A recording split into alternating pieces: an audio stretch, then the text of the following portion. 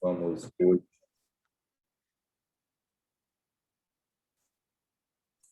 como nós vamos hoje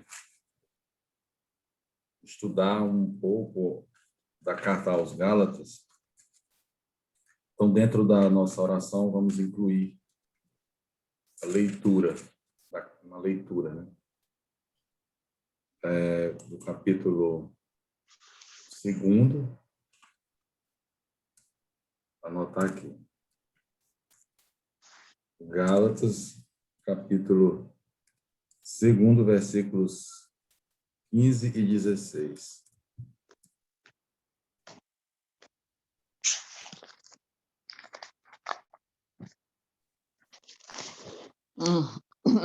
Coloquei no chat.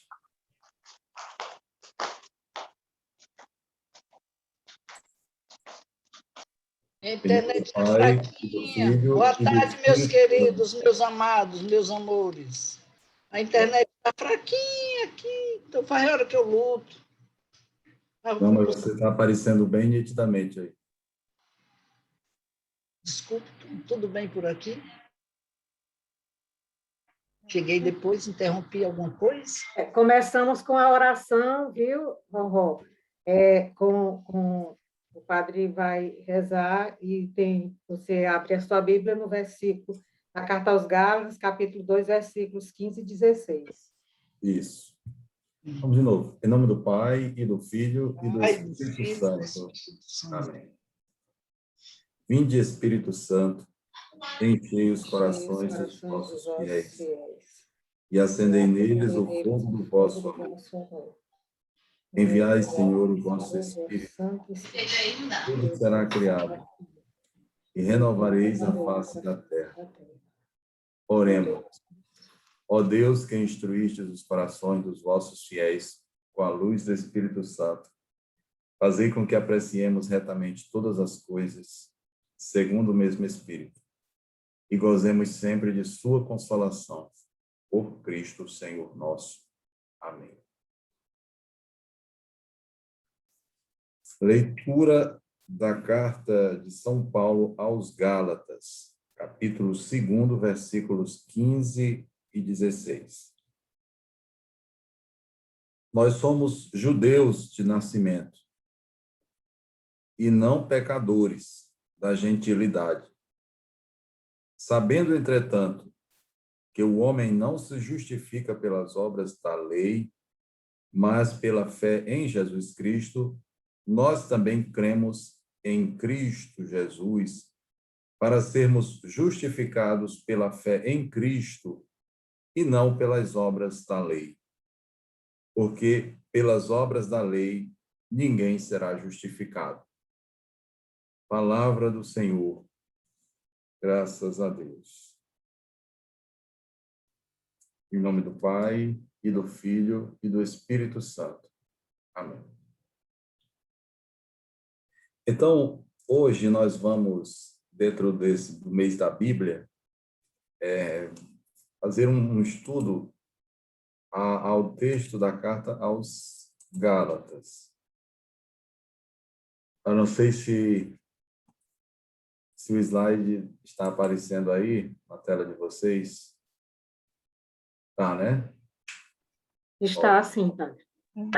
Está, padre. Então, eu vou começar logo aqui. Só um momento. Começar logo aqui fazendo alusão aos 50 anos do mês da Bíblia. Desde 1971, nós temos aqui na nossa Conferência Episcopal Brasileira o mês da Bíblia. E esse movimento começou na Arquidiocese de Belo Horizonte e se espalhou pelo Brasil.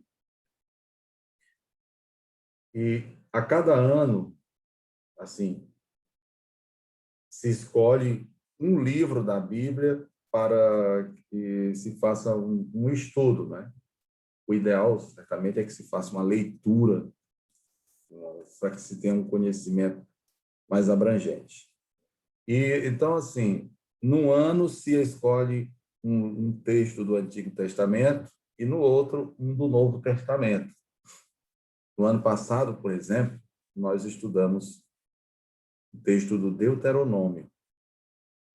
E neste ano nós estudamos agora um livro do Novo Testamento, a Carta aos Gálatas. Isso na medida do possível, porque o Novo Testamento e o Antigo Testamento não possuem exatamente o mesmo volume. O Antigo Testamento é mais volumoso do que o Novo Testamento. Então, para este jubileu, vamos lá. Então, para este jubileu do mês da Bíblia, em 2021, o tema escolhido é a Carta aos Gálatas, e o lema é: todos vós sois um só em Cristo Jesus, que alude ao capítulo 3º da Carta aos Gálatas, versículo 28, a quarta parte, né? Por isso tem um D aí. É a quarta parte do versículo, porque o versículo é mais amplo do que isso. E essa passagem se encontra dentro de uma espécie de hino batismal contido em Gálatas, capítulo 3º, versículos 26 a 28. Exatamente Paulo mostrando que, pelo batismo, nós somos iguais. Não há homem e mulher, não há judeu e grego, não há livre e escravo, porque somos todos uma só coisa em Cristo Jesus. E aqui, então, o final dessa passagem constitui o lema do mês da Bíblia deste ano de 2021. Antes de falar propriamente da Carta aos Gálatas, eu vou fazer uma introdução, só uma recapitulação assim, a respeito das cartas paulinas e também a respeito das missões que Paulo empreendeu, para podermos situar o tema da Carta aos Gálatas, né? Então, as cartas paulinas. Nós temos aqui 3 premissas. A primeira delas é que Paulo, apóstolo, era, antes de tudo, um missionário que fundou e organizou igrejas. Então, ele não era um escritor de cartas, simplesmente. Ele não era um burocrata, numa escrivaninha, produzindo escritos para enviar por aí. Ele era um missionário, ele andava pelos diversos lugares, peregrinou, empreendeu longas viagens e que demandaram muito tempo da sua vida. As suas cartas são uma reflexão teológica posterior, com exceção da carta aos Romanos, em vista da consolidação da fé das comunidades. Eu digo com exceção da carta aos Romanos, porque quando Paulo enviou aos Romanos a sua carta, ele não conhecia a igreja de Roma.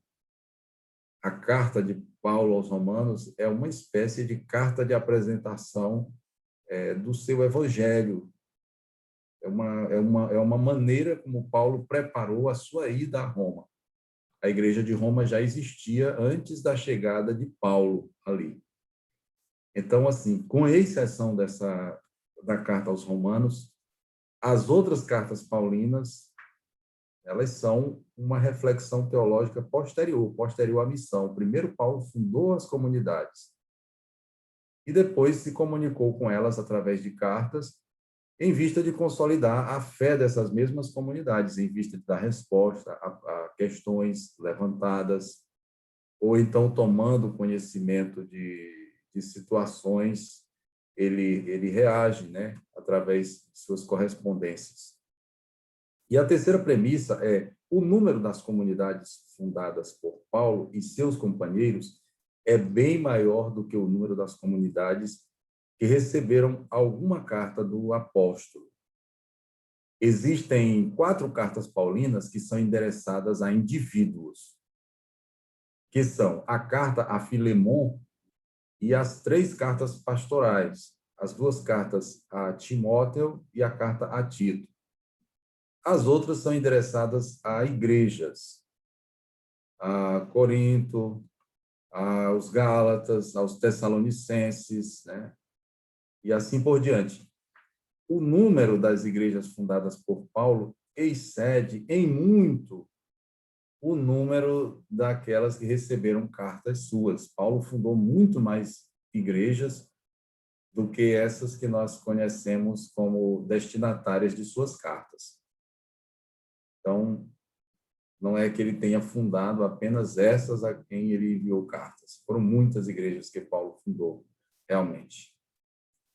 Então, o número das comunidades fundadas por Paulo e seus companheiros é bem maior do que o número das comunidades que receberam carta do apóstolo. Ainda sobre as cartas paulinas, convém que nós ressaltemos o seguinte: o conjunto das cartas paulinas compreende um total de 13 cartas que reivindicam a paternidade do apóstolo Paulo. A ordem em que se encontram no cânon bíblico não reflete a data em que foram escritas, mas uma organização segundo a sua extensão. No cânon bíblico, que é o elenco dos livros bíblicos, né, a carta aos Romanos é que aparece em primeiro lugar. As duas, em seguida, vem as duas cartas aos Coríntios, a carta aos Gálatas, Efésios, Filipenses, né? Colossenses, 1º e 2º Tessalonicenses, etc. Essa ordem aí não reflete a antiguidade dos escritos. Não é que a carta aos Romanos seja mais antiga do que as duas cartas aos Coríntios, que, por sua vez, seriam mais antigas do que a carta aos Gálatas. Não é isso. É por causa da extensão. Elas são postas das mais extensas às menos extensas. E vejam que no cânon bíblico, no elenco dos escritos paulinos, a ordem em que se encontram na Bíblia, a última delas é a carta a Filemon, que é apenas um bilhete de meia página. Então, é a extensão, é o critério da extensão. E aqui eu apresento um primeiro critério de classificação das cartas paulinas. Elas são classificadas por alguns estudiosos da seguinte maneira: cartas maiores, cartas da prisão e cartas pastorais. Cartas maiores, aquelas mais extensas, né? Romanos, 1º e 2º Coríntios, Gálatas, 1º e 2º Tessalonicenses. Mas é claro que existem cartas maiores, cartas extensas também, tão extensas quanto essas, mas que não entram nessa categoria A, e sim na categoria B, porque são cartas da prisão. O próprio autor informa que está preso quando as escreveu, que são a carta aos Efésios, Filipenses, Colossenses e Filemon. Então, são 4 cartas paulinas classificadas como cartas da prisão. E cartas pastorais, porque enviadas a indivíduos, pastores. E Filemon, embora seja um indivíduo, sua carta não é uma carta pastoral, porque Filemon não é o pastor, o bispo lá da igreja a qual ele pertence. O que a carta diz é que a igreja se reúne na casa de Filemon. Porém, não diz que Filemon é o pastor daquela igreja. Ele é apenas o cristão que oferece o seu teto para que a igreja ali se reúna. Diferente é o caso de Timóteo e Tito, que são episcopoi, são bispos de igrejas. Timóteo, por exemplo, a tradição cristã diz que ele tornou-se o episcopo da igreja de Éfeso. uma das mais importantes do mundo ocidental, do início do cristianismo. Então, são 3 cartas pastorais. Esta é uma primeira maneira como os estudiosos classificam os escritos paulinos. Mas há também outra forma de classificar os mesmos escritos. E essa outra forma de classificação dos escritos paulinos leva em consideração a sua autoria ou autenticidade. O que isso quer dizer?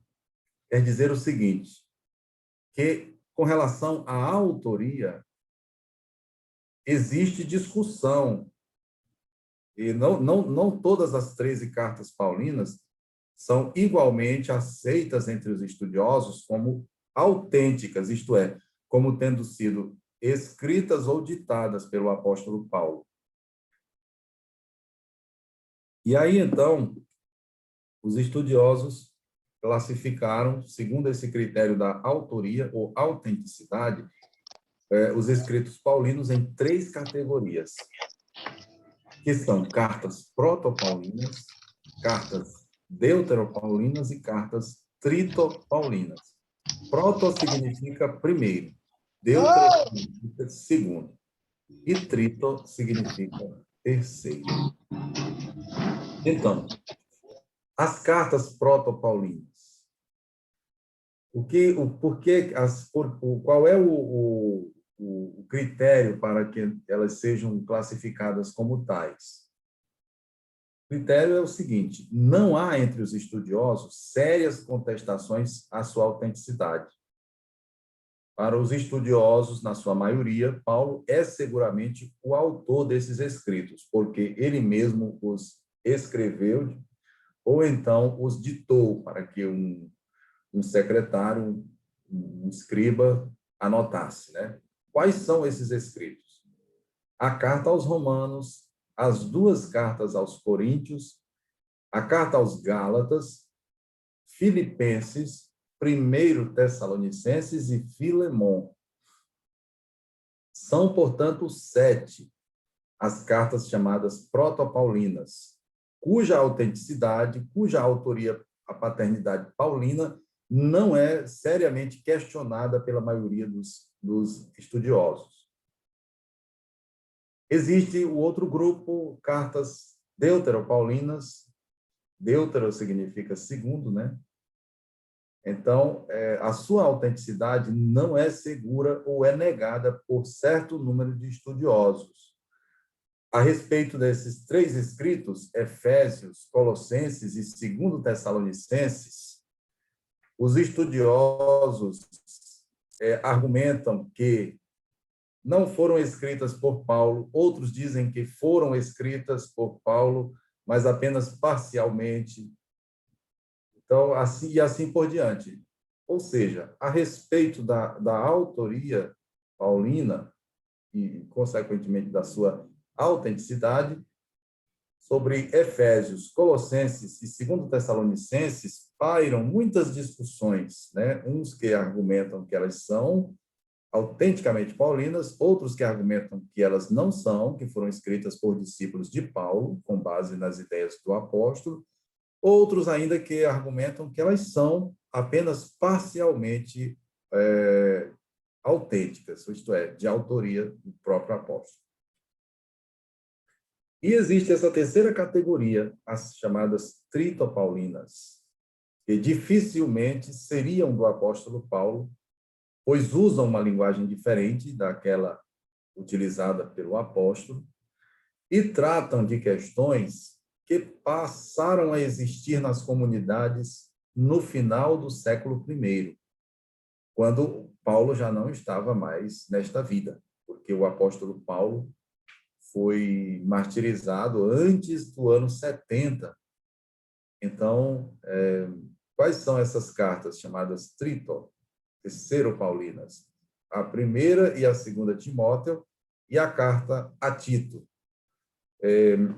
Então, os estudiosos, na sua maioria, entendem que as 3 cartas pastorais, né, as 3 chamadas cartas pastorais, são frutos ou resultam da reflexão posterior à morte do apóstolo Paulo, em vista de se responderem questões referentes à vida das comunidades no final do século I. Então, seriam seguramente pseudoepigráficas, seriam frutos de pseudonímia. Então, os discípulos de Paulo é que as teriam escrito, portanto. Então, esta é a outra maneira de se classificarem os escritos paulinos. Protopaulinas, deuteropaulinas, tritopaulinas. As tritopaulinas são 3 e coincidem com as cartas pastorais. As protopaulinas são 7 e as deuteropaulinas 3.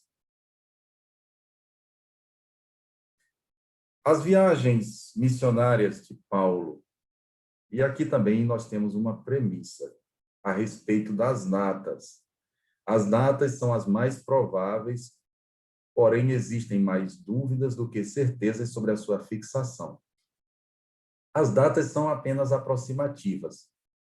Sim, mas não são arbitrárias, porque tomam por base elementos da história geral que são cruzados com elementos das narrativas bíblicas. Por exemplo, o capítulo 18 narra a estada de Paulo em Corinto, durante a sua segunda viagem missionária. Capítulo 18 dos Atos dos Apóstolos narra a estada de Paulo em Corinto por ocasião da sua segunda viagem missionária. E ali se diz que, quando Paulo chegou a Corinto, encontrou Áquila e Priscila, 2 judeus, que chegaram recentemente da Itália por causa de um edito publicado por Cláudio. Esse decreto de Cláudio tem data. Então, se eles 2 chegaram depois desse decreto de Cláudio, que é datado de cerca do ano 49, então a chegada, e os Atos dizem que quando Paulo chegou a Corinto, encontrou Áquila e Priscila, recém-chegados da Itália por causa desse decreto, então quer dizer que Paulo chegou depois do ano 49, a Corinto. Também se diz, em Atos dos Apóstolos, que quem estava no comando em Corinto era o procônsul Galião. E o governo de Galião ali em Corinto, e em toda a Acaia, que era a província romana, cuja capital era Corinto, também tem data. E por isso, então, é possível conjecturar a data em que Paulo esteve em Corinto pela primeira vez e, consequentemente, quando ele enviou a primeira carta aos Tessalonicenses, que é o documento mais antigo de todo o Novo Testamento. Foi o primeiro escrito a surgindo assim, então, aquilo que mais tarde os cristãos chamariam de Novo Testamento. A primeira carta aos Tessalonicenses. Aliás, os mais antigos escritos do Novo Testamento são exatamente as cartas protopaulinas, aquelas 7 que nós enumeramos no slide anterior. Romanos, 1º e 2º Coríntios, Gálatas, Filipenses, 1º Tessalonicenses e Filemão, sendo que 1º Tessalonicenses é a mais antiga de todas elas. Paulo deve ter escrito de Corinto por ocasião da sua segunda viagem missionária, entre os anos 50 e 51. Ele deve ter escrito essa carta, né? Só por curiosidade. Então, aqui no mapa, este mapa que mostra parcialmente a Ásia e a Europa, nós temos a primeira viagem missionária de Paulo. Coloquei aqui neste retângulo a informação, primeira viagem missionária de Paulo. a data entre os anos 46 e 48 e a referência, Atos, capítulo 13 a 14. Então, nos capítulos 13 e 14 de Atos dos Apóstolos, narra-se a primeira viagem missionária de Paulo, que nós datamos de cerca do ano 46 ao ano 48. Paulo, então, adotou os dois grandes centros de irradiação do cristianismo primitivo, eram Jerusalém, em primeiro lugar, né? E fora das fronteiras de Israel, Antioquia. Os Atos dos Apóstolos dizem que foi aqui em Antioquia que os cristãos começaram a ser chamados de cristãos. A primeira vez que se percebeu ali um grupo que era distinto, que não eram como os outros judeus. Tinham uma distinção, a ponto de receberem essa alcunha de cristãos. E esta igreja aqui, que é aqui, ao lado de Jerusalém, né, subordinada a Jerusalém, até certo ponto, era o segundo mais importante centro de irradiação do cristianismo primitivo, né? Então, foi aqui que Paulo se estabeleceu. E daqui, então, partiram todas as suas viagens missionárias. A primeira delas foi a mais curta de todas. Paulo esteve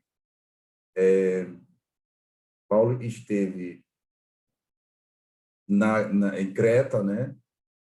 Depois ele rumou para o sul da Península Anatólica, que hoje é a Turquia, e então ele retorna a Antioquia. Essa foi a primeira viagem missionária de Paulo. Foi uma viagem marcada, inclusive, por um apedrejamento que ele sofre, né? E entre os anos 46 e 48.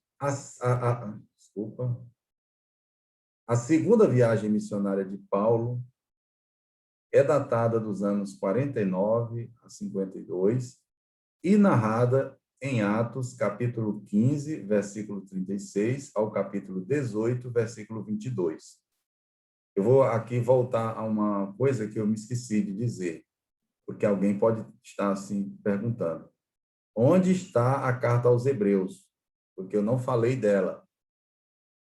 A carta aos Hebreus não é um escrito paulino. Ela pertence a um autor desconhecido. E ela é enviada aos hebreus, às igrejas da diáspora, né? Mas nós não sabemos quem é o seu autor.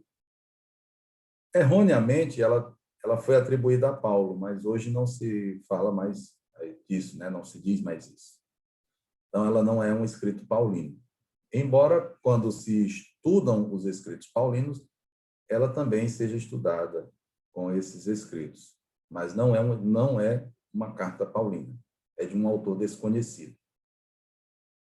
Então, voltando aqui ao tema da segunda viagem missionária. Como sempre, Paulo parte de Antioquia, que, ao lado de Jerusalém, repito, era o outro grande centro de irradiação do cristianismo primitivo. E ele parte justamente passando por sua região natal, Tarso, né? Porque Paulo era de Tarso, na Cilícia, na região da Cilícia. E aqui acima da região da Cilícia, você já vislumbra a Galácia, porque o tema da nossa exposição é a carta aos Gálatas. Então, a gente já vê onde é que está a Galácia, só chamando a atenção para que a gente já se dê conta disso. Então, Paulo retorna a alguns lugares onde esteve, inclusive Antioquia da Pisídia. Não existia uma só Antioquia, esta aqui é a Antioquia da Síria, esta aqui é a Antioquia da Pisídia. Esta igreja não foi Paulo que fundou, Paulo se tornou um membro desta igreja aqui, e a igreja de Antioquia da Pisídia foi Paulo que fundou. Então, Paulo segue na direção de Ancira, aí aqui a gente já vê que ele entrou no território da Galácia. Ele passou pelo território da Galácia e rumou para Troade. Todas estas são grandes cidades do Império Romano. Na narrativa dos Atos dos Apóstolos, Paulo era um evangelizador das metrópoles, das cidades grandes. O cristianismo paulino foi um fenômeno predominantemente urbano. Então, ele migrou e veio até Troade. E aqui, então, na narrativa dos Atos dos Apóstolos, diz-se que o apóstolo Paulo teve um sonho em que ele via um macedônico, e esse macedônico pedia para que ele também viesse até a Macedônia evangelizar. Venha a Macedônia para nos salvar, como dizia o macedônio a ele no sonho. Então, Paulo tomou a decisão de seguir para a Macedônia e fundou também igrejas em Filipos, né? Outras como Tessalônica, por exemplo, né? Existe uma carta aos Filipenses, existe uma carta aos Tessalonicenses, né? Mas certamente ele fundou bem mais outras igrejas, não apenas essas a quem ele enviou cartas, até que se estabeleceu, até chegar a Atenas, tem o famoso discurso do Areópago em Atenas, e rumou para Corinto. Aqui, durante essa segunda viagem missionária, Paulo permaneceu durante 18 meses, né? Acaia é o nome desta região. Corinto é a capital da província romana da Acaia. Então, a gente vê que, e no retorno, né, 49 a 52, foram anos, né, dessa missão, Paulo volta a Jerusalém. Por quê? Porque Paulo não praticava um apostolado irreverente, separado do cristianismo de Jerusalém. Paulo estava em comunhão com a igreja de Jerusalém. Ele fazia coletas, inclusive, para levar para os pobres, né, os cristãos de Jerusalém. Então, aqui a gente já vê que pelo próprio trajeto a gente já percebe esse indício da comunhão entre o apostolado de Paulo e o apostolado exercido ali em Jerusalém, né, por aqueles que ele vai chamar na carta aos Gálatas de colunas, né, que são Tiago, Cefas e João. E então, como ocorre frequentemente, ele volta para a sua igreja de referência, que é Antioquia da Síria. Então, Antioquia, guardem este nome, Antioquia da Síria. É a igreja de onde irradiaram as missões paulinas. E sempre voltavam para lá, passando por Jerusalém. A terceira viagem missionária de Paulo, como sempre, começa em Antioquia e ele vai retomando alguns caminhos. Mais uma vez, Paulo passa pela Galácia. Eu estou chamando a atenção para a Galácia porque o assunto nosso é carta aos Gálatas, né? Aí você vê que ele é Pessinunte, Ancira, né? Isso aqui é a atual Ankara, a capital da Turquia. Então, Ancira, Éfeso, e assim ele vai até Corinto. Mas o seu retorno sempre vai a Jerusalém como um sinal da comunhão entre Paulo e os apóstolos de Jerusalém, né? Aquela igreja que era a igreja mãe nos primórdios do cristianismo. Só que aqui a gente não vê o círculo fechar, vindo para Antioquia. Porque em Jerusalém, ao final dessa terceira viagem, né, ou durante essa terceira viagem, porque o final teria sido aqui, Antioquia, né? Então, antes do final dessa terceira viagem, estando em Jerusalém, Paulo foi preso pelos judeus, preso pelos romanos, ficou na prisão em Cesareia Marítima, assim como havia diferentes Antioquias, né? Antioquia aqui, havia diferentes Alexandrias, por exemplo, uma delas está aqui, né? Havia também diferentes Cesareias, em homenagem a César, o imperador. A leitura do Evangelho de logo mais, né? De domingo, que já vai ser proclamado hoje. Fala de uma Cesareia de Filipe, que ficava mais para cá, na região norte do país de Israel, né? Cesareia, uma cidade que o tetrarca Filipe, filho de Herodes o Grande, construiu para ser a sede da sua tetrarquia, em homenagem a César, o imperador. Então, todo mundo queria bajular o imperador, né? Fazer uma cesareia. Então, tinha essa cesareia aqui, Cesareia Marítima, que era o porto natural de Jerusalém e também uma prisão, e Paulo ficou preso aqui. Essa terceira viagem missionária de Paulo ocorre entre os anos 53 e 58, e ela é narrada em Atos, capítulo 18, versículo 23, ao capítulo 21, versículo 14. Daqui resulta o seguinte: a última viagem de Paulo narrada nos Atos dos Apóstolos é a quarta viagem, que não é uma viagem missionária. Paulo está preso em Cesareia. O rei Agripas, que passou a reinar ali, estava disposto a entregá-lo aos judeus, para agradar aos judeus, né, para ele ser morto, e assim ele agradar aos judeus. Porém, Paulo teve um sonho, e no sonho Jesus lhe dizia que ele deveria ir a Roma. E Paulo tinha uma carta na manga, e ninguém sabia ainda. Ele era cidadão romano, e como cidadão romano, ele tinha prerrogativas. No mundo antigo, dominado, que estava sob o domínio do vasto Império Romano, a maioria das pessoas não gozava da prerrogativa da cidadania. Era um prestígio grande ser cidadão romano. E Paulo tinha esse título. Nasceu como cidadão romano, não se sabe como, mas ele tinha esse título. E então ele exigiu ser julgado não por um tribunal local ali, né, mas pelo imperador. Então, quando surgiu a oportunidade, Paulo foi colocado em um navio e seguiu para Roma. Houve naufrágio, né, tudo que Atos dos Apóstolos conta, e até que ele chegou a Roma. E assim, com a chegada de Paulo a Roma, os Atos dos Apóstolos terminam. Reza a tradição que Paulo não foi condenado, foi inocentado, né, aqui.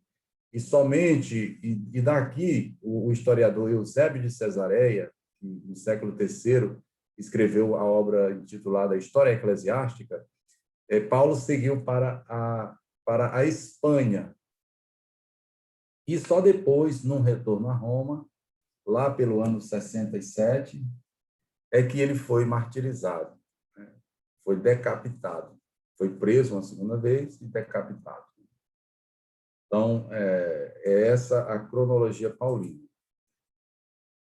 E aqui, então, nós entramos no tema do mês da Bíblia, propriamente dito, Carta aos Gálatas. Este é um pergaminho antigo de um trecho da Carta aos Gálatas, do início da Carta aos Gálatas. Vamos esclarecer brevemente quem eram esses, o que são os Gálatas, o que é a Galácia, para que a gente possa ter uma ideia de quem são os destinatários da carta de Paulo aos Gálatas. Então, Gálatas e Galácia, em sentido estrito, os Gálatas são celtas que, tendo emigrado da Gália, estabeleceram-se na Ásia Menor durante o século III ou século IV antes de Cristo. Agora, entendamos que eles migraram da Gália para lá, eles não foram lá como retirantes. Eles foram como guerreiros, eles foram contratados. Então, eles eram esse grupo que esse grupo celta que migrou da Galácia, esse grupo era formado por, como é que a gente diz hoje, por mercenários, né? Eles eram mercenários e eram guerreiros. E aí, depois de pacificada a região, eles ficaram por lá mesmo, né? E fundaram aqui, no centro da Península Anatólica, no planalto da Turquia, né? O seu reino, que aqui está destacado em verde, né? Aí nós temos Ancira. Ancira é a Ankara, capital da Turquia, da atual Turquia, né? E este aqui é o planalto central da Turquia, da Península Anatólica. O seu último rei, Amintas, morreu no ano 25 e o seu reino ficou para os romanos. Então, os romanos, aqui nessa mancha mais escura, nós temos a Galácia, a região da Galácia, que é a Galácia original, o que foi o reino da Galácia, né? E então os romanos, quando receberam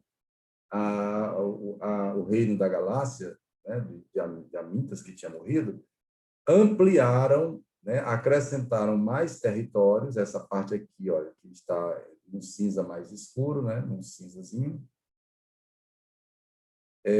e aí transformaram tudo isso numa província, a província romana da Galácia.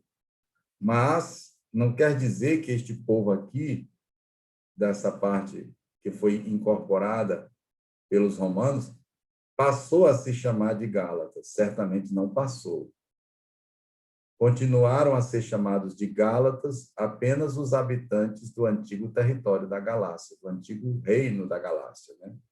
Então, embora isso aqui depois tenha sido incorporado pelos romanos à Galácia, tenha sido chamado tudo tenha sido chamado de província romana da Galácia, os habitantes aqui da parte sul certamente não se assumiram como gálatas, eles tinham sua identidade nacional e não a perderiam, simplesmente por uma questão de divisão territorial, né? Então, se por Galácia, Gálatas, capítulo 1, versículo 2, é possível entender este vasto território administrativo, o nome Gálatas, com o qual Paulo trata os seus destinatários, capítulo 3, versículo 1, parece ter sido reservado apenas aos habitantes da antiga região da Galácia. Quer dizer, embora os romanos tenham juntado tudo e tenham formado o que eles chamaram a província romana da Galácia, Gálatas e chamados de Gálatas continuaram a ser apenas os habitantes do norte, ou seja, do território do antigo reino da Galácia. Esses esclarecimentos geográficos e administrativos nos ajudam a compreender a controvérsia acerca dos destinatários da carta. Aqui tem toda uma discussão, tem toda uma questão de argumentos a respeito dos habitantes, de quem eram os destinatários, quem eram esses Gálatas, destinatários da carta paulina, mas eu já parto de uma conclusão, de uma opinião pessoal, é que os Gálatas, nomeados por Paulo no capítulo 3, como os destinatários da sua carta, não são todos, não incorporam, não agregam todos os habitantes da província romana, mas apenas os que são desta região. Paulo escreveu a carta, portanto, a um grupo de igrejas desta região aqui, um grupo de igrejas fundadas por ele aqui, no planalto da Península Anatólica, que correspondia ao antigo reino da Galácia. Não foi para os outros aqui de baixo, não, que ele escreveu.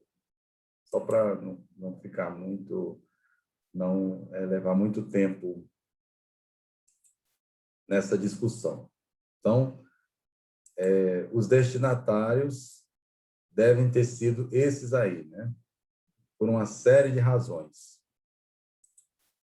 Resumindo, é impossível provar de modo indiscutível que os destinatários sejam os Gálatas do Sul ou do Norte. Uma só coisa parece como certa. Lendo o conjunto da carta, não parece que se trate da Galácia romana, da província toda, né? Com igrejas de cidades e com pequenas igrejas. A tonalidade geral da carta concorda melhor com a Galácia do Norte, hipótese geralmente admitida na atualidade, isto é, embora tudo isso aqui os romanos chamassem de Galácia, na época de Paulo, o grupo ao qual Paulo escreve vive neste territóriozinho aqui, onde Paulo fundou igrejas. E, embora os Atos dos Apóstolos não tragam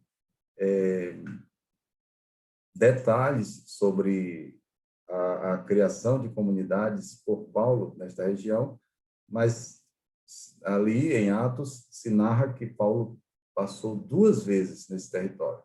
E se ele passou aqui, certamente ele fundou igrejas, né? Lá na parte norte da Galácia. A data de composição da carta aos Gálatas, a data mais provável para a composição desse escrito, são os anos 54, 55.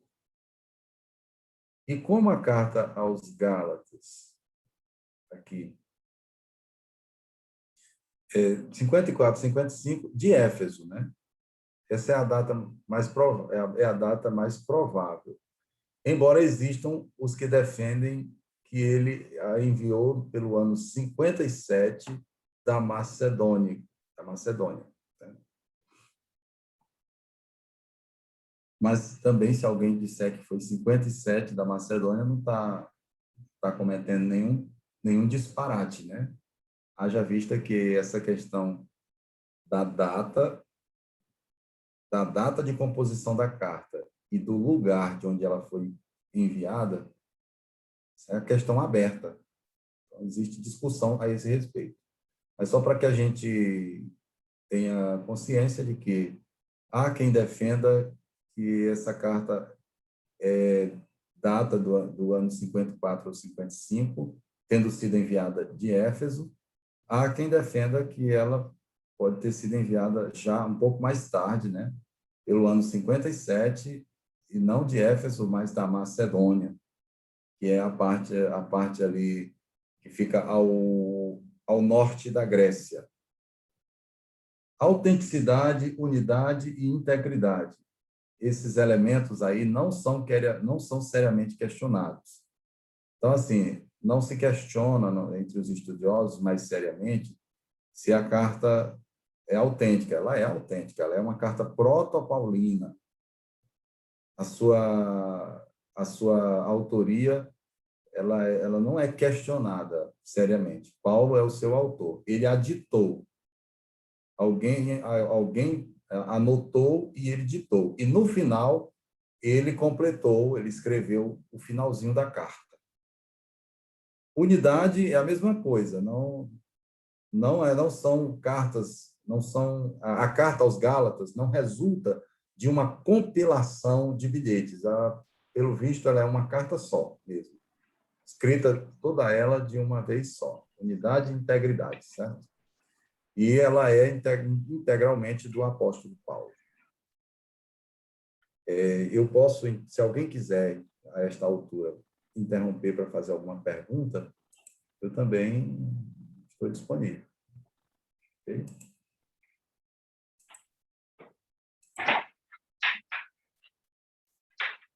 Alguém que queira dizer alguma coisa? Eu não estou nem sabendo mexer aqui nesse negócio. Não, né? Não, eu acho que assim está muito bem claro, viu, Padre Clodomiro? Agora encontrei vocês, que eu tinha perdido de vista. Eu estou acompanhando, eu estou me situando. Correto, ótimo, graças a Deus. Tá ótimo. Tá ótimo, com Então, nós certeza. vamos continuar. Depois, ao final, também todo mundo pode dar seu parecer, né? Isso, tá bom. Ótimo. Então, assim, os destinatários da carta, nós já falamos bastante, né? Habitantes do território étnico da Galácia, da região que fica ao centro da Turquia, naquele planalto central da Turquia, que originariamente formava o reino da Galácia. Paulo passou por lá por ocasião da segunda e da terceira viagens missionárias. E aí, então, ele deve ter fundado ali igrejas. E aí, então, ele continua a se corresponder com aquelas igrejas. A divisão formal da carta aos Gálatas. Aqui a gente talvez precise, de antemão, quem estiver com a sua Bíblia aberta aí, vá lá no início da carta aos Gálatas, né? Bem na abertura da carta, os 5 primeiros versículos constituem o cabeçalho da carta.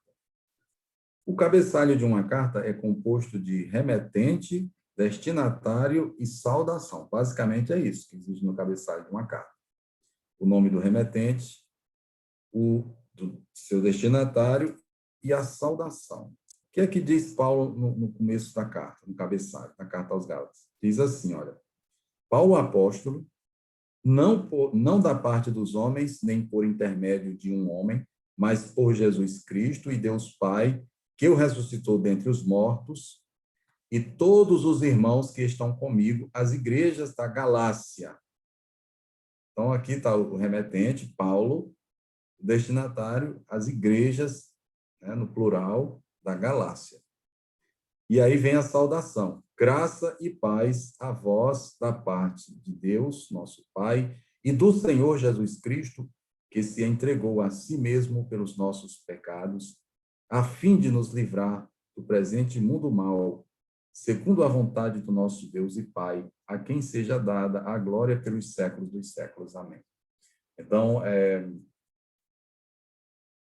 este é o cabeçalho da carta de Paulo aos Gálatas. E a gente vê que, assim, certa formalidade da parte do apóstolo. É diferente, por exemplo, do cabeçalho da carta aos Filipenses, que é muito afetuoso. Aqui é muito formal. Por que Paulo está assim tão formal com as suas igrejas, com aquelas igrejas que ele fundou? Exatamente porque está ocorrendo um problema ali. Chegaram cristãos, provavelmente advindos de Jerusalém, e encontrando as igrejas da Galácia, seguindo a orientação de Paulo, começaram a dar orientações diferentes e até mesmo contraditórias àquelas do apóstolo.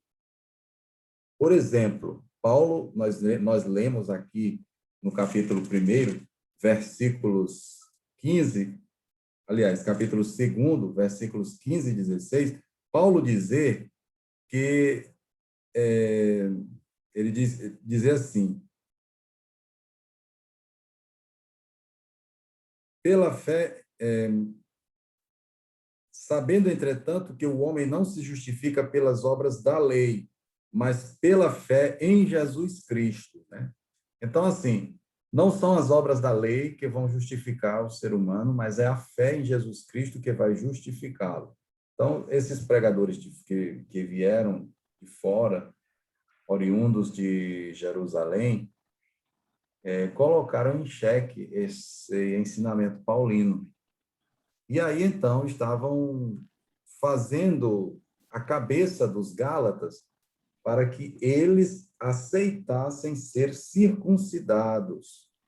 Quase como se eles dissessem assim: a fé em Cristo e o batismo são necessários para a salvação, mas não são suficientes. É preciso seguir algumas normas, ou seguir as normas da lei de Moisés, especialmente a circuncisão, como um distintivo da identidade, né? Os judeus se distinguiam dos outros povos por algumas observâncias rituais, né? Aqui eu resumo em 3. A circuncisão, que era um sinal de pertença à raça de Abraão, segundo a carne, né? O sábado, no qual não se podia trabalhar em absoluto, e as regras alimentares. Então, as restrições alimentares. Os judeus se abstêm de vários tipos de alimentos, porque, na sua maioria, desses dos quais eles se abstêm, né, são considerados impuros, são alimentos impuros, né, eles não podem consumi-los. Então, circuncisão, sábado e normas alimentares eram três pilares que distinguiam os judeus dos outros povos. E Paulo aboliu isso. Paulo não via sentido nisso, em querer ser diferente dos outros por causa de observância de preceitos rituais. Então, vejam que quando Paulo fala a respeito da lei, quando ele diz que digamos assim, que a lei está obsoleta, não é no sentido da lei moral, não é a parte ética da lei, e sim essa parte ritual da lei, que distinguia judeu dos outros povos, como se, assim, os judeus fossem melhores, superiores, né, em relação aos outros povos.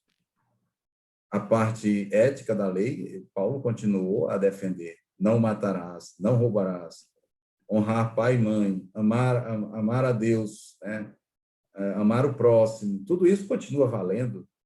Aliás, até mesmo os pagãos sabem que não se deve matar, que não se deve roubar, né? Que não se deve levantar falso testemunho. Então, essa parte ética da lei continua valendo, ela não perde a sua validade, né? Aquilo que Paulo trata como ultrapassado são os elementos rituais que distinguiriam judeus de pagãos, né?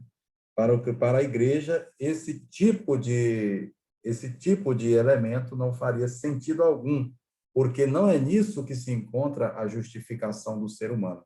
A justificação do ser humano já foi operada pela morte de Cristo na cruz. Então, crendo no Cristo que morreu e ressuscitou, e sendo batizado nessa fé, para o pagão é suficiente, não há necessidade de se apelar a nenhum tipo de distintivo ritual, a fim de se criar uma outra categoria de eleito, né? de fiel. Então, o que o Paulo estava enfrentando na Galácia os gálatas estavam se deixando influenciar por esses outros pregadores que lhes impunham a circuncisão, que questionavam o apostolado de Paulo, e então ele reage escrevendo esta carta aos Gálatas, né? Ele reage e em alguns momentos ele argumenta com muita força, né? Mesmo a ponto de chamar Gálatas insensatos. Então, assim, a saudação dos versículos 3, 4, cuja estrutura é idêntica às das outras cartas, resume o evangelho do Senhor Jesus Cristo, que nos arranca do velho mundo. Não há senão um só evangelho. É aquele que Paulo pregou aos Gálatas. Vejam o que é que Paulo diz. Olha, geralmente, quando nas outras cartas, quando ele vai começar, ele usa uma fórmula de ação de graças, uma eulogia. Ele começa nas outras cartas dizendo, louvo a Deus, ou bendito seja Deus. E aqui, na carta aos Gálatas, ele não diz, ele começa duramente a carta. Ele diz assim, admiro-me de que tão depressa, né? Capítulo 1, versículo 6. Ele vai dizer assim, admiro-me de que tão depressa abandoneis aquele que vos chamou pela graça de Cristo e passeis a outro evangelho. Ou seja, ele está dizendo que os Gálatas, foi muito fácil eles se deixarem enganar, iludir pelos pregadores que ali chegaram depois dele, e foi muito fácil, muito facilmente eles abandonaram a pregação de Paulo, né, o evangelho de Paulo, e passaram ao evangelho desses outros que chegaram querendo impor circuncisão, e eles estavam entrando nessa conversa, né, da circuncisão, etc. Então, Paulo diz, no versículo 7, não que haja outro evangelho, mas há alguns que vos estão perturbando e querendo corromper o evangelho de Cristo. Entretanto, se alguém, ainda que nós mesmos ou um anjo do céu, vos anunciar um evangelho diferente do que vos anunciamos, seja anátema, né? seja maldito. Então, Paulo utiliza de uma linguagem muito direta, muito contundente, porque ele está numa defesa apaixonada do evangelho que ele pregou, no combate aos falsos pregadores que ali chegaram, pregando um evangelho diferente do dele, impondo necessidade de circuncisão aos Gálatas, e tentando convencer os Gálatas da insensatez de eles seguirem esses outros pregadores e de colocar em xeque o fato de que a morte e a ressurreição de Cristo são insuficientes, de que eles precisam ainda de algo mais, como a circuncisão, e eles não precisam. Aí, então, a carta aos Gálatas, aqui na minha maneira de entender a sua estrutura, porque ela tem uma estrutura, só não tem um plano definido, mas tem uma estrutura. Eu a estruturaria em 4 partes, aliás, em 3 partes, 3 seções. Ela tem o seu cabeçalho, né, que é normal, toda carta tem um cabeçalho, e o corpo da carta possui 3 seções. Primeira seção, Paulo assegura a validade da sua autoridade apostólica em 3 afirmações autobiográficas. A segunda seção, Paulo fala da lei e da fé, capítulo 3º, até o capítulo 4º, versículo 11. E na terceira seção, ligados a Paulo, os Gálatas, entrados na nova aliança, deveriam perseverar na fé naquele que é o único libertador, Cristo. A lei não tem o poder de libertar. Capítulo 4, 12 ao 5, 12. Voltando, então, a explicar a primeira seção. Então, são 3 afirmações autobiográficas, às quais Paulo alude, da sua própria vida, né, para mostrar que ele não é um farsante, que ele não, porque os outros pregadores que passaram na Galácia trataram Paulo como um farsante, né? Claro que toda ausência atrevida, Paulo não estava lá para se defender, eles chegaram depois. Então,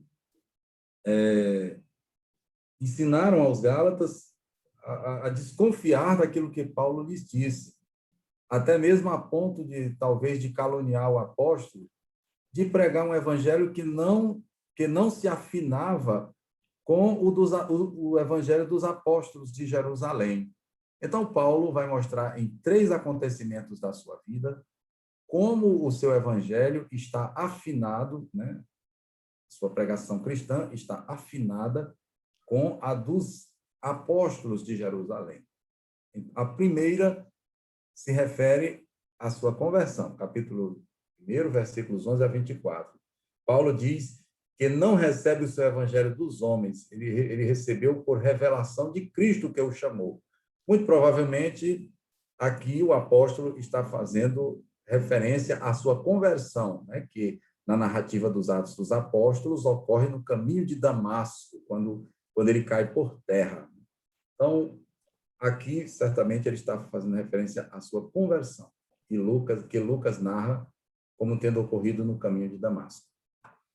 E, então, depois da sua conversão, capítulo 2, versículos 1 a 10, 14 anos mais tarde, depois da sua conversão, após uma revelação, Paulo, acompanhado por Barnabé e Tito, viu o seu evangelho reconhecido pelos responsáveis de Jerusalém, a quem ele chama de as colunas. Então, ele diz, olha, o meu evangelho é verdadeiro e afinado com o evangelho pregado pelas colunas da igreja, Tiago, Cefas e João, lá de Jerusalém. Então, não venham esses pregadores colocar em xeque a autenticidade do evangelho que eu prego. Ele é o mesmo pregado pelos evangelhos e pelos apóstolos de Jerusalém. E a terceira referência autobiográfica que Paulo, então, utilizará em sua defesa está no capítulo 2º da carta, versículos 11 a 21. Foi um ocorrido em Antioquia, naquela Antioquia lá que eu mostrei para vocês, da Síria, de onde partiam as missões paulinas. Então, assim, ali ocorreu que, certa vez, Pedro chegou, né? Cefas, Paulo chama Pedro de Cefas. Então, que Cefas chegou à igreja de Antioquia e ele era tranquilo. A igreja de Antioquia era formada por judeus, cristãos advindos do judaísmo e cristãos advindos do paganismo. Então, Cefas chegou ali e convivia tranquilamente com os cristãos advindos também do paganismo. Porém, quando chegaram alguns de Jerusalém, Cefas começou a se comportar de outra maneira, já evitava a mesa dos cristãos oriundos do paganismo e frequentava apenas a mesa dos cristãos oriundos do judaísmo. Talvez categorizando as pessoas entre puros e impuros, né? E aí, então, no meio da assembleia, na frente de todo mundo, Paulo repreendeu Simão da seguinte maneira: Cefas, como é que tu, sendo judeu, vives à maneira dos gentios e queres que os gentios vivam à maneira dos judeus? Então, ao reportar esse ocorrido em Antioquia da Síria, Paulo está mostrando que até mesmo Simão teve que ouvir o seu evangelho, né? E que tinha que reconhecer que ele é que estava agindo mal quando criou diferenças de classes de fiéis, porque isso não pode existir. Então, aquilo que Paulo combatia não era a circuncisão em si, é todo e qualquer elemento que tem a finalidade de criar muros de separação entre as pessoas. E aqui, então, essas obras da lei acabavam por se tornar isso, né, na vida da própria igreja. Na segunda sessão, o apóstolo estabelece um paralelo entre a lei e a fé. O que foi que veio primeiro? O que é superior? O que é que justifica o ser humano? É a lei ou é a fé? Né? Então, aqui no capítulo 3º, versículo 1 ao capítulo 4º, versículo 11. Eu coloquei aqui algumas unidadezinhas e vou tratar delas. Versículos 1 a 5 do capítulo 3º. Um apelo à experiência dos Gálatas que esqueceram do que receberam e voltaram à carne. Voltaram à carne como? Voltaram à carne porque, se eles acham que vão ser justificados por causa de uma incisão na carne, que é a circuncisão, significa que eles abandonaram o espírito e voltaram à carne, né? Em 6,14, antes de tudo, tomando como exemplo a fé de Abraão, Paulo tece um argumento escriturístico que tem por finalidade demonstrar a verdade do evangelho. Há na mentalidade judaica e também bíblica, né, a ideia segundo a qual aquilo que veio primeiro é superior à lei da precedência. Então, assim, Deus existe antes de todas as criaturas e sem ele as criaturas não teriam existido. Só pelo fato de ele existir antes das criaturas, ele já é superior. O próprio Evangelho segundo João começa dizendo que no princípio criou Deus, no princípio, aliás, já era a palavra, já existia a palavra. Então, se a palavra, que é Cristo, já existia no princípio, antes de todas as coisas, ela é superior a tudo aquilo que existe. E então, usando desse mesmo argumento, que faz parte da mentalidade bíblica e judaica, Paulo tece um argumento sobre a fé e a lei. Então, ele diz, olha, Abraão, antes que existisse a lei de Moisés, já era computado como justo, e era por causa da fé. Então, não foi a fé que nasceu da lei, não foi a fé que proveio da lei, mas, ao contrário, primeiro existiu a fé, e foi da fé que decorreu a lei. Portanto, a fé é superior à lei. E antes que existisse lei, Abraão, pela fé, já foi computado como justo.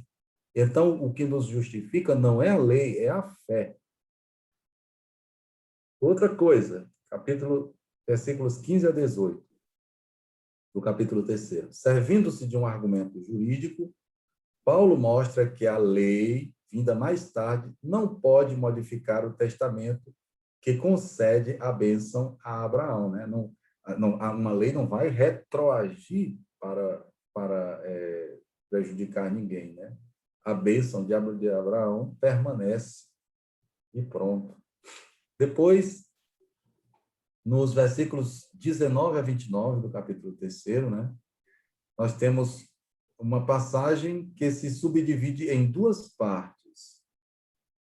A primeira parte, versículos 19 a 20, ali, nessa parte aqui, Paulo diz que a lei intervém de Moisés a Jesus Cristo. Então, a lei tinha a finalidade vamos dizer assim, de preencher esse intervalo entre Moisés e Jesus Cristo.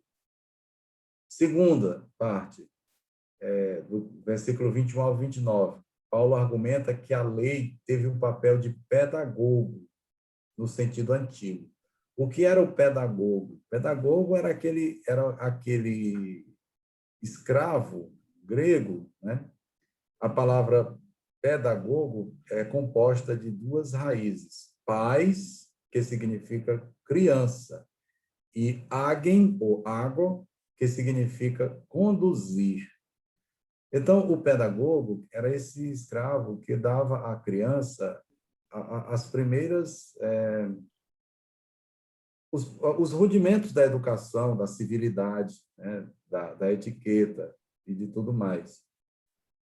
Todavia, não era ele que iria educar para sempre o cidadão, né? Chegava um momento da vida da criança no qual ela tinha que se desvincular do pedagogo e ser educada pelo mestre.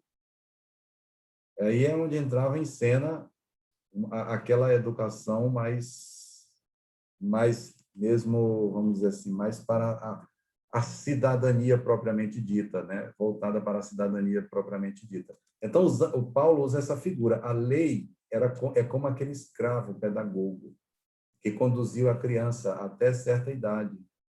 Mas chegou o tempo de ser adulto, chegou o tempo de se receber um ensinamento sólido. E esse é com Cristo, porque ele é que é o mestre, né? O didáscalos, né? Então, no sentido, ele usa essa figura da educação tradicional do mundo ao qual ele pertence, do mundo antigo, para falar da relação entre a lei e a fé em Jesus Cristo, né? A fé em Jesus Cristo é o termo da lei. A lei, assim como o escravo conduz ao mestre, assim como o pedagogo conduz ao mestre, a lei conduz à fé em Jesus Cristo. E assim como o pedagogo encerra humildemente o seu papel na educação da pessoa, quando começa o trabalho do mestre, também a lei humildemente se retira para que chegue a vez de Cristo, né? Então, a lei intervém de Moisés até Jesus Cristo. E aí, no capítulo 4, versículos 1 a 11, mediante o Espírito do Filho, os crentes, os fiéis, se tornam filhos, porque a justificação, a salvação operada por Deus não é para nos tornarmos seus escravos, seus servos, simplesmente, mas seus próprios filhos, filhos de Deus. Aí a terceira seção, que se subdivide em 3 partes, fiz aqui a seguinte síntese. Os Gálatas se apegaram a Paulo, atingido por uma grave doença. Ele recorda também esse fato nos versículos 14 e 15 do capítulo 4. Né? Em seguida, nos versículos 21 a 31, Paulo tece um argumento no qual ele faz uma exegese alegórica das 2 mulheres de Abraão. Ele cita apenas Agar, né? Mas existe Sara. Então, assim, Agar é escrava. Dela foi gerado Ismael.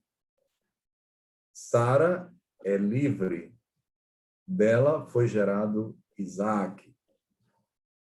E ele compara com as 2 alianças. A aliança da lei é como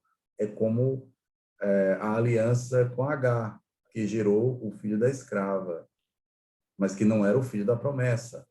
Era filho da carne, mas não da promessa. E da aliança em Cristo, né? Da fé em Cristo, é como a aliança com Sara, da qual nasce o filho da promessa, Isaac, né? Do qual nascerá Jacó e do qual nascerão as tribos de Israel, né? Seus filhos e as tribos de Israel deles. Aí temos no capítulo 5, versículos 1 a 12. Entre Cristo, de um lado, e a circuncisão e a prática da lei do outro, é preciso escolher. Não dá para ficar nessa dúvida. Não é possível verdadeiramente crer quando se coloca, por exemplo, a necessidade ritualística da lei. Isso é uma demonstração de falta de confiança na suficiência da fé em Cristo. A fé em Cristo e o batismo é que operam a justificação. Se alguém se faz justificar, está duvidando do poder que a fé em Cristo e o batismo têm de tornar justo. E, portanto, a pessoa se torna indigna disso. E então é preciso decidir. Paulo ataca com paixão aqueles que bloqueiam a estrada dos Gálatas e querem levá-los a aceitar a circuncisão. Porque se alguém se faz circuncidar, significa que não confia que o sacrifício de Cristo na cruz foi suficiente para expiar os pecados do mundo. Então, o escândalo da cruz seria, então, abolido. E aí a carta tem a sua conclusão, como eu disse, né? Tem o cabeçalho, tem as 3 seções e tem que ter uma conclusão, porque tem as saudações finais e tudo mais. No final, no capítulo 6, versículos 11 a 18, então nós temos a parte autográfica. Então, Paulo autografa a carta. Olha, ele diz assim, versículo 11, olha, no capítulo 6, vede com que letras grandes vos escrevo de próprio punho. Então, no final da carta, a partir do versículo 11 do capítulo 6, ele mesmo, como se ele mesmo pegasse a pena, né, e começasse a escrever em letras grandes. Talvez ele tivesse algum problema de vista, talvez ele tivesse algum problema de coordenação motora, né, e ele escreve. Então, essa parte, essa seção, essa conclusão da carta, Paulo escreve de próprio punho. Então, para dar à sua carta todo o peso que ela deve ter, Paulo não se contenta em ditá-la apenas, mas escreve de próprio punho todo o final, que é como um resumo de todo o escrito. Os legalistas, né, os cristãos judaizantes que ali estavam, né, querendo reduzir a igreja a uma réplica da sinagoga, querem obter a circuncisão de todos, como um modo de afirmar o sucesso da sua missão. Paulo não tem nenhum outro título de glória a não ser a cruz de nosso Senhor Jesus Cristo.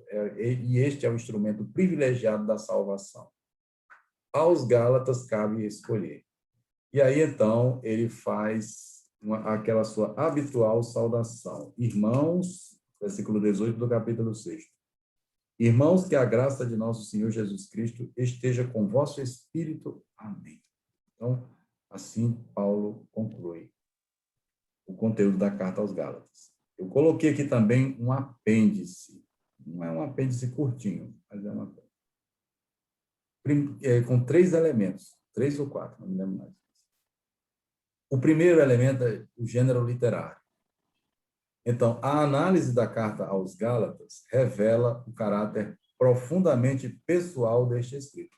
A carta aos Gálatas é um escrito muito pessoal do apóstolo Paulo. Ele está numa defesa do seu apostolado, no cuidado para que os Gálatas não se desviem do caminho que lhes foi apontado pelo apóstolo, né?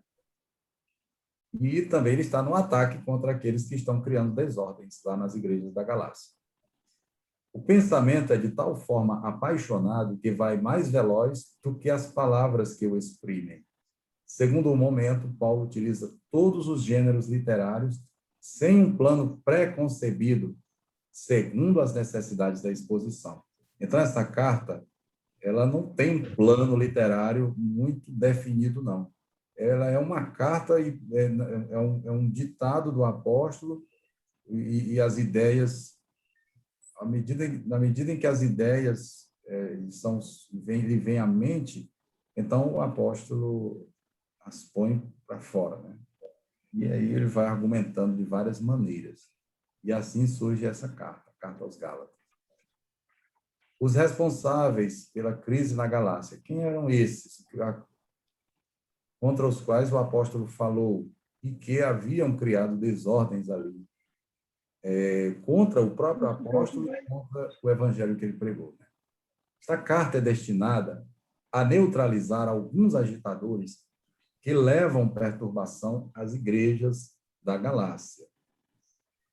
Pelo menos 3 coisas a gente pode dizer com mais segurança a respeito deles, de acordo com os dados da carta. Eles pregam um pseudo-evangelho cristão, que não é autêntico e que é diferente daquele proclamado por Paulo. Então, eles não chegaram lá confirmando as palavras de Paulo, não. Eles chegaram lá com uma outra proposta e contradizendo o ensinamento de Paulo.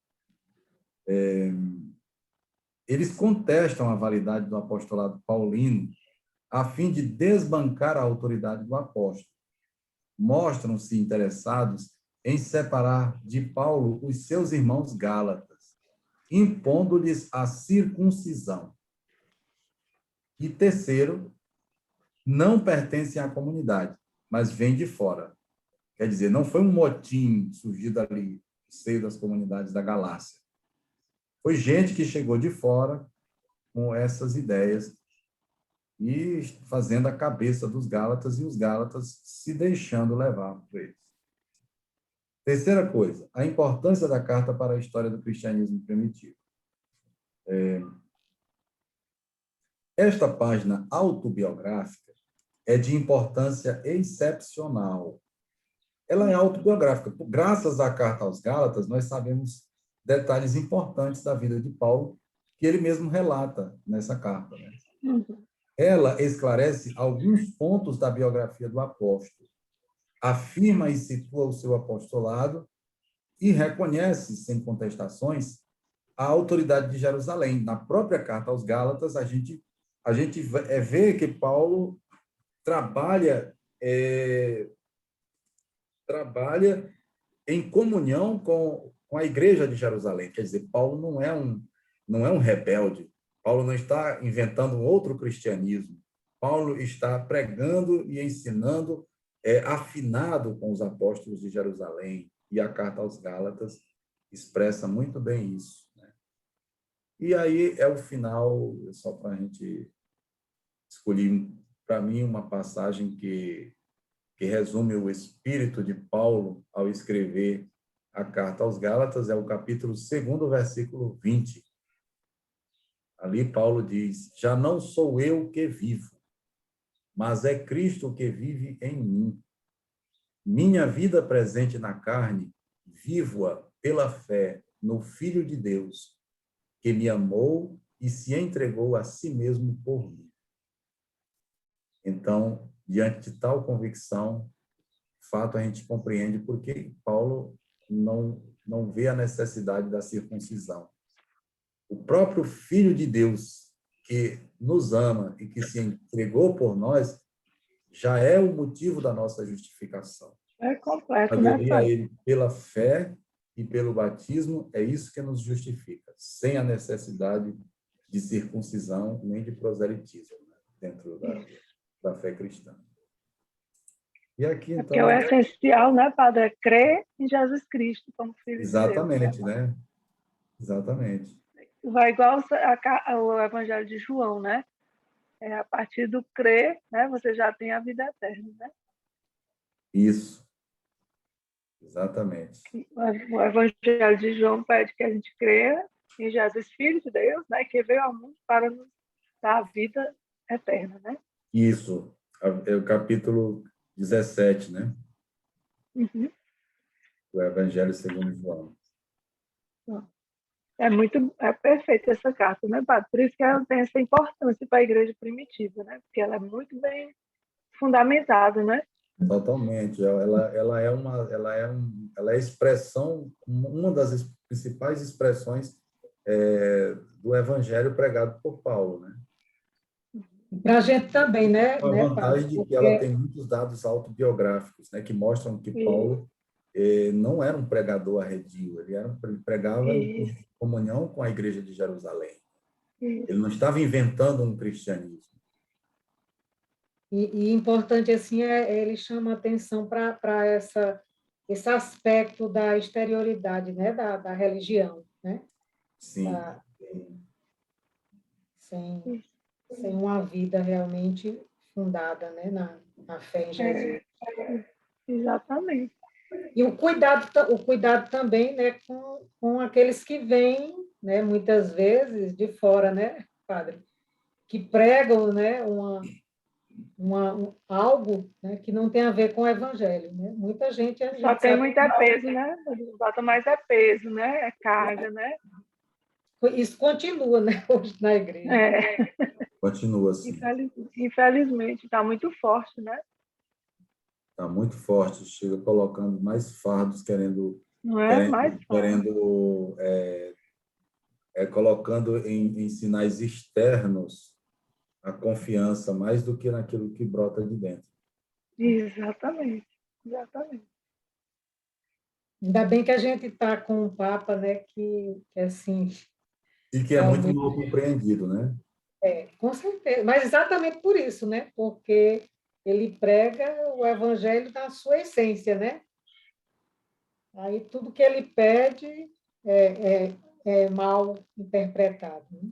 Exato. Às vezes a gente fica pensando até assim, como se houvesse aqui, né, esses que vêm depois de Paulo, era como se eles quisessem se apoderar, né? Ali sabe, porque como eram grandes centros, né, Padre?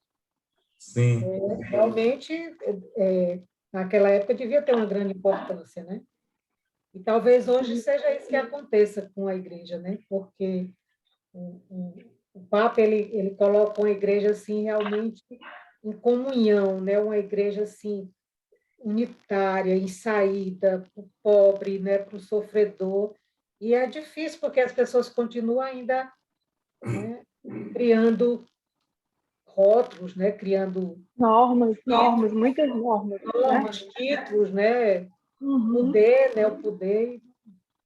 E Jesus quer colocar de lado, né?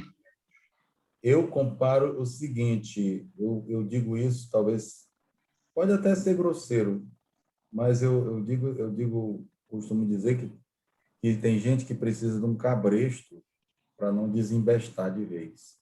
Aí por isso é que fica se botando esse monte de normas, né? De sinais externos, e quer impor isso aos outros também. Quando poderia imaginar que as outras pessoas são mais tranquilas, elas não precisam se colocar cabresto para poder terem uma vida digna, não. E aí Paulo fala, interessante, né, Padre, que Paulo fala justamente isso aí, quer dizer, isso é falta de confiança, né, em Jesus, que precisa de sinais, né, exteriores para poder. É como, às vezes, hoje as pessoas botam um véu, né, se ajoelham em qualquer hora, assim, é uma coisa como que para diferenciar, sei lá, é complicado às vezes. É muito ritualismo, né? Muito ritualismo.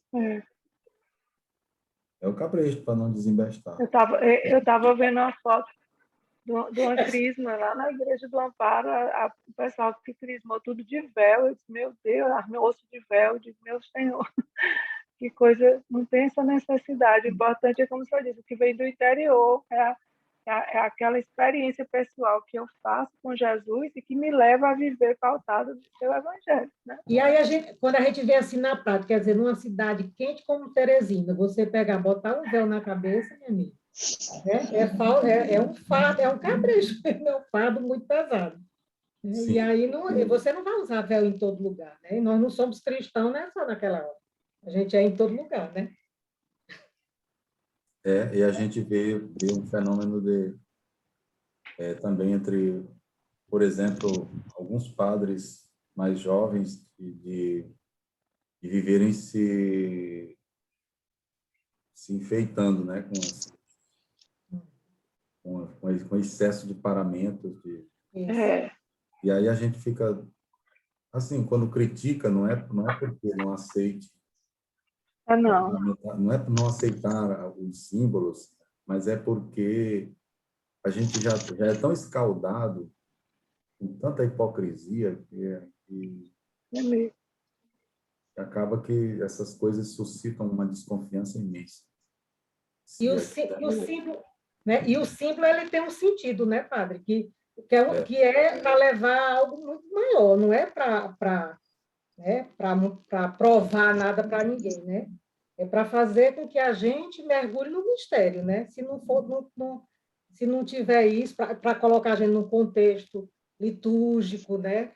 Do tempo, essas coisas, não é para provar nada para ninguém, né? E mostrar que é aquilo que é mais bonito ou mais, não sei, sei bem como. Padre Clodomiro, está me ouvindo? Estou. Eu queria uma explicação, desculpe assim, a minha ignorância, né? Mas realmente eu tenho que perguntar, não estou entendendo. Bem no início, na introdução, diz assim, uma espécie de circular para as igrejas da galáxia, e foi escrita provavelmente de Éfeso. Eu não conheço, então eu queria saber, Éfeso é um lugar ou é uma pessoa? Quem é Éfeso? Ou o que é Éfeso? Só um momento.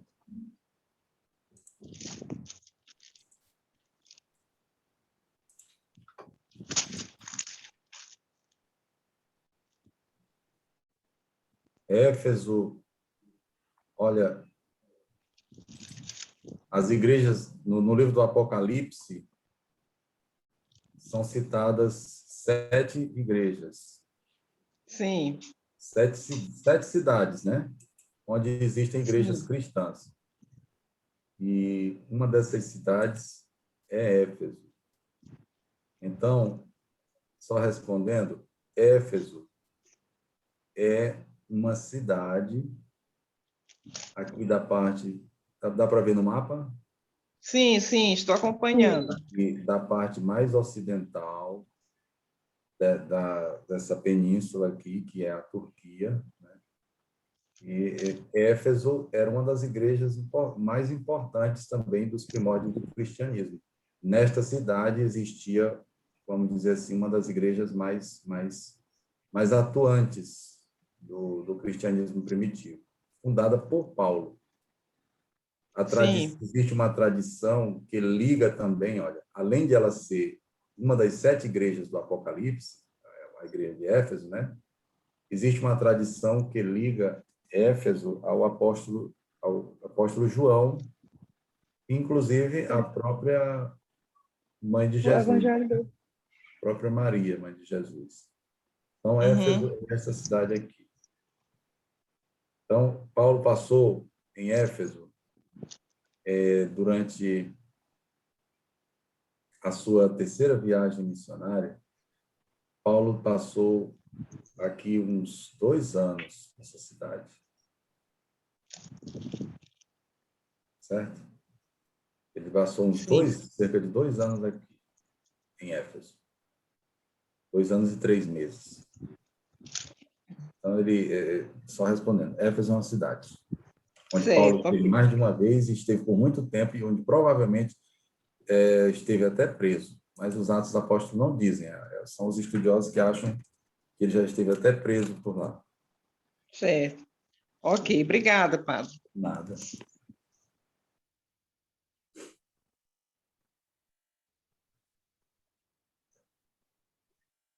Mas, senão a gente encerra, né? Podemos encerrar, então? Podemos. Agradeço a todas pela Nós que agradecemos, padre. Nós que agradecemos. Foi excelente, como sempre. Obrigado.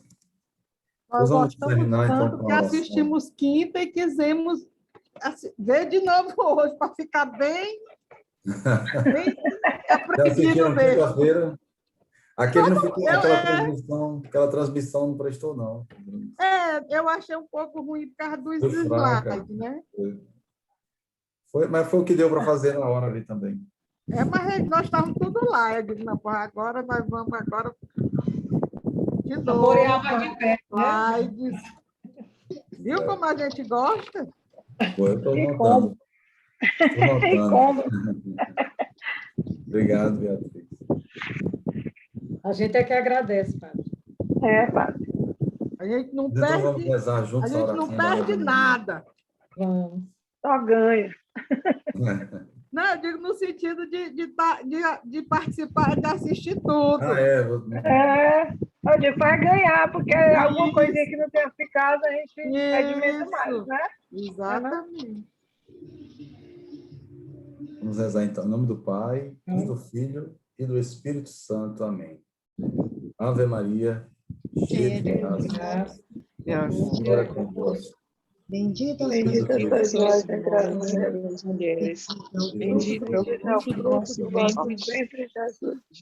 Santa Maria, Mãe de Deus, rogai por nós, pecadores, agora e na hora da nossa morte. Amém. Em nome do Pai, e do Filho, e do Espírito Santo. Amém. Amém. Um abraço para todas. Muito obrigada e até o dia 25, né? Dia 25. 25, né? Até o dia 25, viu? Aí a gente volta para o João. Isso, 25. Aí a gente volta para João, né? Exato. Pronto. João para frente, para trás, para frente. Um abraço. Tchau, padre. Obrigado. Tchau. Tchau. Tchau. Para todos. Boa.